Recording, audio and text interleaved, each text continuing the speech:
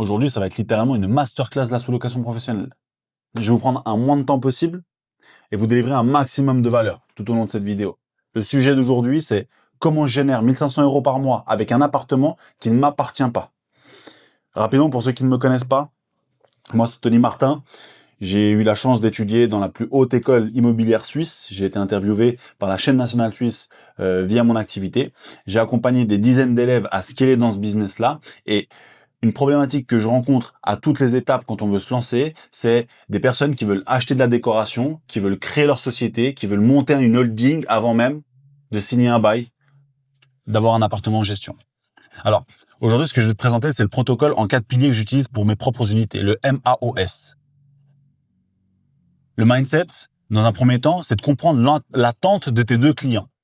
À comprendre qu'aujourd'hui, tu vas avoir deux clients, et le propriétaire et les voyageurs. C'est les deux personnes que tu vas devoir combler. C'est les deux personnes qui vont avoir des attentes. L'un va être financier, l'autre va être émotionnel.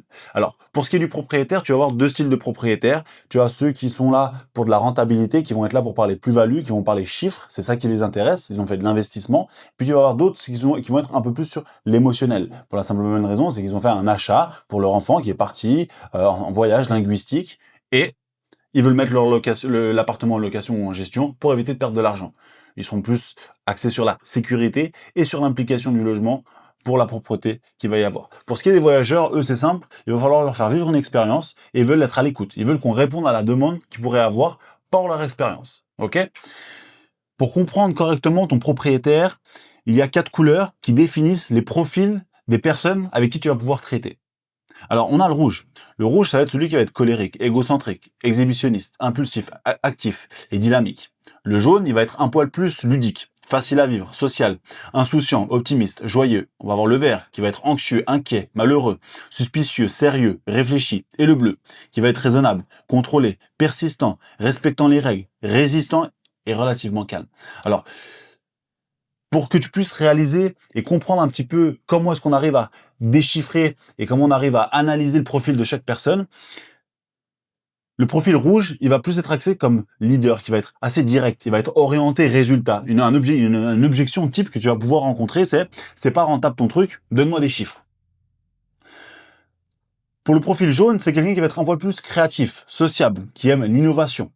Son l'objection type, c'est j'aime bien l'idée, mais je suis pas sûr que ça sera fun. Et je veux pas de prise de tête.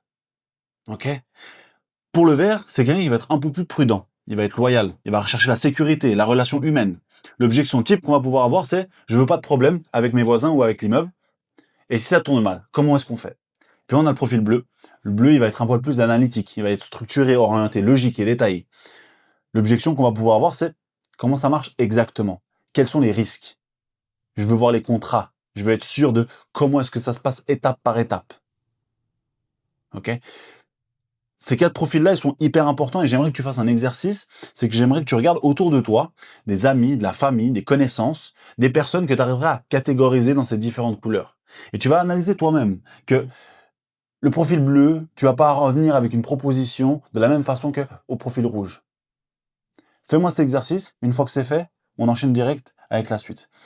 Le point 2, ça va être l'acquisition. Le A pour acquisition. Dans l'acquisition, on va scinder le pilier en 3 mini-piliers.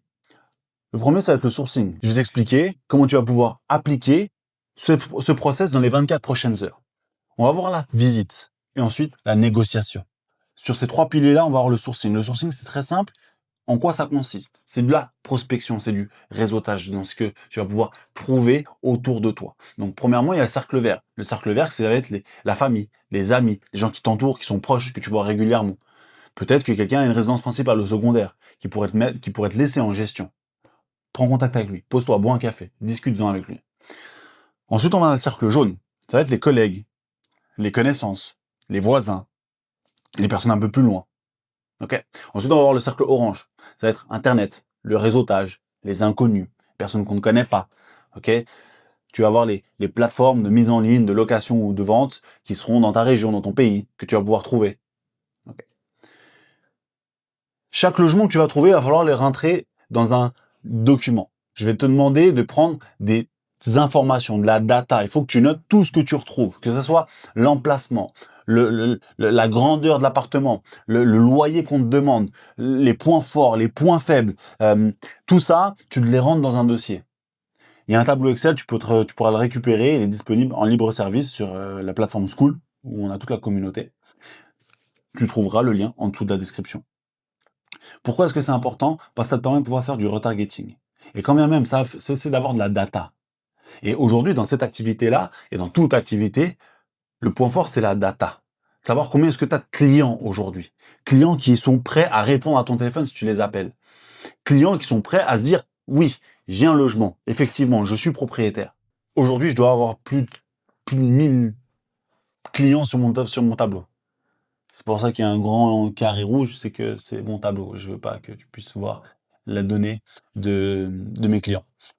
Première étape, tu as pris contact avec ce propriétaire. Deuxième étape, il va falloir entrer dans une visite. Et cette visite-là, il va falloir que tu te prépares sur la règle des 3 P. 1, ta préparation. 2, ta présentation. 3, ta persuasion. Alors, pour ce qui est de la préparation, ta préparation, c'est que en amont, il va falloir que tu prépares l'itinéraire. Tu as l'adresse, tu sais où c'est. Ok. Tu vas regarder s'il y a du trafic, s'il y a des places de parking pour se mettre avec la voiture. Est-ce que tu vas y aller en bus, en train, en vélo, en avion, en hélicoptère, en voiture? Ok? Tu vas préparer ta route. 2, l'anticipation. Anticipe 10 à 15 minutes de bouchon si tu vas en voiture. Arrive 5 à 10 minutes en avance que l'heure du rendez-vous que tu as pu fixer avec le propriétaire. Je fais peut-être le Suisse, là, actuellement. Mais j'ai aucun propriétaire qui m'a reproché d'être quelqu'un qui est à l'heure. Bien au contraire. La plupart des personnes avec qui j'ai pu collaborer, ils m'ont fait le compliment de me dire merci d'être à l'heure. Ça me fait plaisir que tu sois à l'heure. Parce que certains rencontrent des personnes pas sérieuses. Aujourd'hui, on a la problématique, c'est que les gens veulent tout faire à distance. On se présente. Première visite, on est présent, on est ponctuel, on sait, on est préparé. Et puis la troisième, c'est la visualisation. Et oui, tu sais, demain, tu as une visite. Après-demain, tu as une visite. Ce week-end, tu auras une visite. J'aimerais que tu visualises le rendez-vous. Tout au long de ta soirée, tu vas te poser pendant 15 minutes et tu vas te faire cette visite. Dans ta tête, tu vas visualiser le serrage de main, la présentation, tu vas te visualiser rentrer dans le logement, faire le tour du logement, négocier avec le propriétaire. Tout ça doit déjà être fait dans ta tête. Pourquoi? Pas parce que ça va être fait comme tu le veux, pour que tu te sentes à l'aise quand tu seras sur place. Parce que tu l'auras déjà vécu une fois. Tu te sentiras pas, perturbé par ce qui est en train de se passer. C'est psychologique. Fais-le. Tu verras la différence. Ta présentation. Ta présentation, elle est importante. Sur les 3 premières secondes. Les 3 premières secondes, ça va être sur la raison sur laquelle le propriétaire va se dire ok, je vais lui parler de façon sérieuse ou je vais lui parler de façon pas très sérieuse. C'est quelqu'un qui est là, on a pris un rendez-vous, on va passer 15, 20, 30 minutes et puis après on part. Ou alors c'est une personne qui est sérieuse, quelqu'un qui est en place, quelqu'un qui sait ce qu'il fait, qui sait ce qu'il dit et on va discuter avec lui d'une autre manière. Ok? Les 3 secondes sur 1, ta coupe de cheveux. 2, ta présentation. Il va pas en jogging. Et 3, ta voix. Ce que tu vas dire. Comment est-ce que tu vas te présenter? Essaye de prendre une voix grave. Une voix grave rassure toujours qu'une voix aiguë. Si je te faisais cette présentation avec cette petite voix toute aiguë, il y a forte chance que tu m'écouterais pas. Voilà, je suis passé pour un ridicule, mais c'était pour te montrer qu'avec une voix aiguë, il y a un petit peu moins de confiance, il y a un petit peu moins de... Ah, ok? C'est important. Et puis ton histoire, prépare-la. Tu la connais. Tu sais qui tu es, tu sais d'où tu viens, mais la raconter à quelqu'un que tu ne connais pas, c'est toujours un peu bancal. Peur de bégayer, peur d'oublier une info qui pourrait être intéressante. Prépare ton histoire. Répète-la dans ta tête. Ok? Et puis la persuasion. Il y a les 4 grandes étapes d'un discours de persuasion. 1. Commence par planter le décor. Où est-ce qu'on est? Ah, sympa, on est dans la ville de Lausanne. Ah, sympa, on est dans la ville de Nancy. Ah, sympa, on est dans la ville de Montreux. Ok. 2, tu crées la tension. Tu montres le problème et ses conséquences. Ensuite, tu apportes la solution. Tu montres le chemin vers un mieux.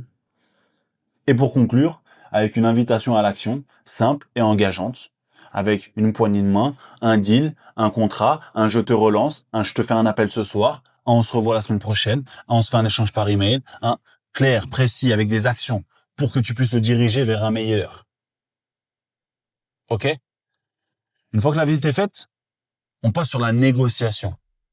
Je sais que c'est un point qui fait beaucoup parler, la négociation. Je sais que vous êtes beaucoup à me demander une vidéo principalement sur la négociation. Je vous demanderai après à la fin de la vidéo quel module vous voudrez voir. Mettez-le moi en commentaire si vous voulez plutôt une vidéo sur la négociation, commentez négociation. Si vous voulez plus une vidéo sur l'acquisition, mettez-moi acquisition et je me ferai un plaisir de préparer une vidéo pour la prochaine fois. La négociation, il y a une règle d'or, c'est que personne ne doit repartir déçu. Personne ne doit repartir frustré. C'est la règle d'or dans la négociation. Pour qu'une bonne négociation soit faite, tout le monde doit repartir content.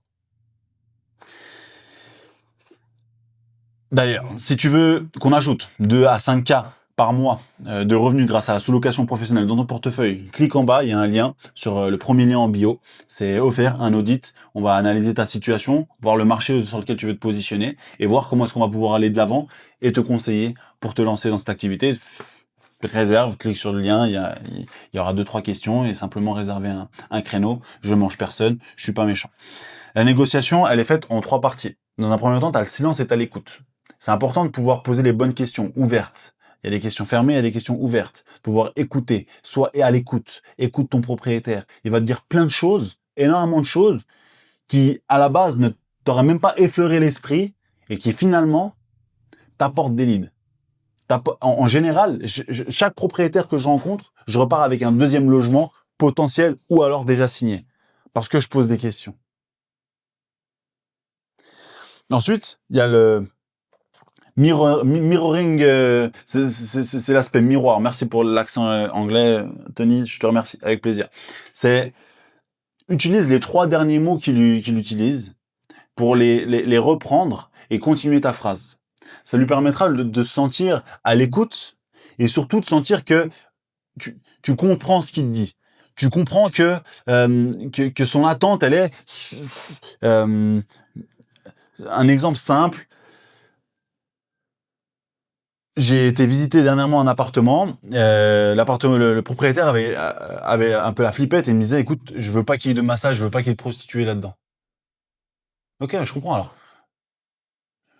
Le but, c'est pas qu'il y ait de massage, c'est pas qu'on fasse de prostituées, on est des professionnels. Je sais très bien que c'est pas quelque chose qui est légal, c'est pas quelque chose qu'on fait.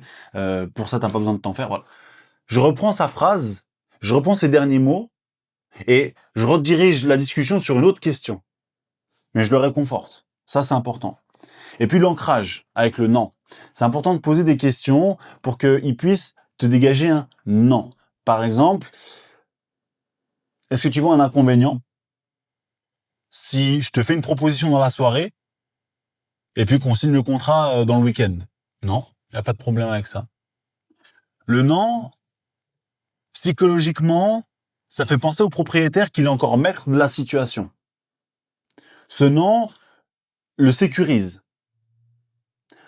Un non, c'est une objection. Pour lui, un non, c'est qu'il n'est pas d'accord. Et donc, c'est lui qui gagne. C'est psychologique.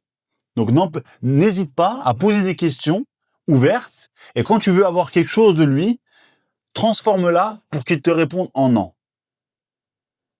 Ok?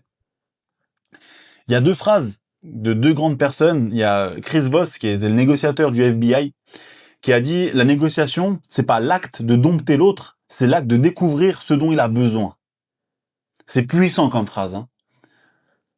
Trop souvent, quand on vient dans un logement, quand on veut entreprendre une négociation, on pense à ses intérêts. Non, une bonne négociation, c'est de comprendre ce que ton interlocuteur a besoin, ce qu'il attend exactement. C'est là que tu fais une bonne négociation. Il y a une autre phrase de William Ury, c'est le cofondateur du programme de négociation de Harvard, qui dit « Le plus grand obstacle à ce que nous voulons dans la vie, ce n'est pas l'autre personne, c'est nous-mêmes. » C'est qu'on se rend compte que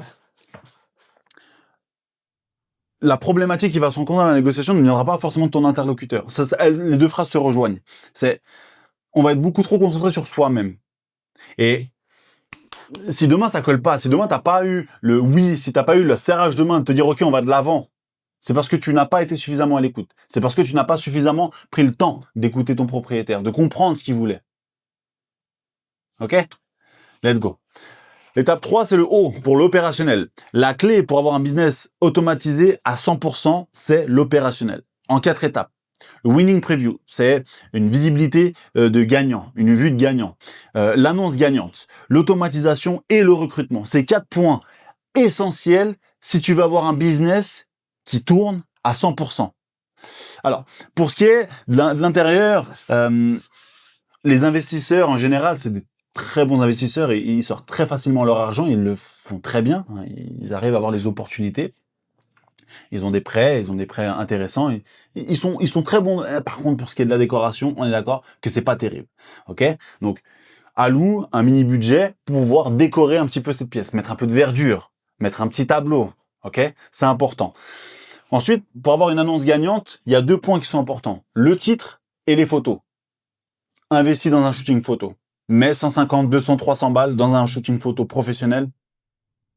Ça va faire toute la différence. Et un titre. Le titre doit résumer l'annonce de ton expérience. L'automatisation va se faire en 2 façons. Ça va être les messages que tu vas devoir automatiser pour gagner du temps, expliquer comment va se passer l'expérience, comment arriver dans le logement, comment découvrir la clé, comment découvrir le logement, où est-ce qu'ils vont trouver le PQ. Toutes ces choses-là doivent être faites automatiquement, sans que tu aies besoin, toi, de prendre ton téléphone ou ton ordinateur et répondre aux voyageurs. Et 2, la gestion des ménages. Tu dois automatiser ta femme ou ta personne de ménage entrant dans le logement, à quelle heure, entre temps et temps, faire le nettoyage et ressortir. Les jeux de draps, etc. C'est ça, le but de ton activité. Et ensuite, le recrutement. Tu vas devoir recruter une personne de ménage et une personne de main. Et des fois, il se peut, ça coûte peut-être même un peu moins cher, que les 2 personnes soient une seule identité. Elles peuvent être la même personne. C'est important. La personne de main, c'est la personne qui va pouvoir être assez disponible pour les voyageurs, qui va être disponible pour ton logement, qui va être disponible s'il y a une problématique, s'il faut aller changer une ampoule, s'il faut aller ramener du PQ, En général, si tu arrives à faire ça avec ta femme de ménage, c'est une bonne chose. Sinon, il te faut une personne de main. Bon, c'est mon petit moment pub. Si tu veux qu'on ajoute 2 à 5 000 francs de revenus grâce à la sous-location professionnelle, n'hésite pas, il y a un lien dans la description, ça va être le premier lien. Tu cliques dessus, tu réserves un appel. Ça sera moi ou alors un de mes collaborateurs qui te prendra en appel. Jusqu'à aujourd'hui, ça va certainement être moi. N'aie pas peur, je ne mange personne. Le but, c'est de faire un audit de ta situation actuelle, de voir où est-ce que tu en es, où est-ce que tu veux te placer, quel marché tu as et comment est-ce qu'on va pouvoir aller signer un premier bien. Il est offert, ne t'en fais pas, je ne mords pas. Ok? Et là, on part gentiment sur la fin où on a le scaling. Le S pour scaling. Les 3 étapes du scaling, c'est simple. C'est que tu vas passer par 3 étapes. Entre 0 à 5 logements, tu dois bosser. Bosser sur le recrutement, sur le management, sur les problématiques que tu vas devoir gérer, sur les annonces, sur les messages que tu vas devoir automatiser. Tu vas devoir faire les choses toi-même. Et tu vas pouvoir utiliser un channel manager, pour ceux qui le veulent. De 5 à 20 logements, tu n'auras pas le choix. Il y a un channel manager qui doit être fait, et puis un regular price, c'est des prix dynamiques. C'est des modifications de prix par rapport au point actuel, par rapport au marché, par rapport aux situations qui se passent environnementales dans ton secteur. Ça, c'est des choses qui peuvent être intéressantes, mais à partir de 20 et plus, t'as pas le choix d'avoir un channel manager, t'as pas le choix d'avoir un regular price, et tu auras très certainement besoin de moi. Avec cette vidéo, tu as aujourd'hui un plan d'action dans les 24 prochaines heures. Donc, mets-toi de l'avant. J'espère que tu as pris des notes.